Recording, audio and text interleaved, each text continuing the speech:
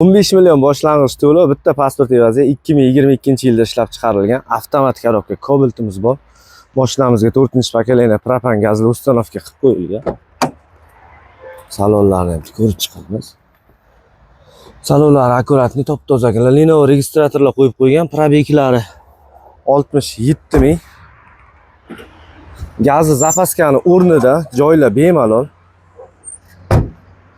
Mashinamizning yurishlari zo'r, motor hadoyi umuman ishi yo'q. Mana shu oldi kapotida kraskasi bor. Shunday tushgan. Mana shuni hisobiga 135 million so'm baholadi bu mashinamizni. Naqd yana 1-2 so'm savdosi bor. Avtokreditga boshida aytib o'tganimizdek 15 million so'm boshlang'ich to'lov, bitta pasport evaziga qilib beramiz. Oylik to'lovi 4,5 milliondan chiqadi. Murojaat uchun nomer qoldiramiz.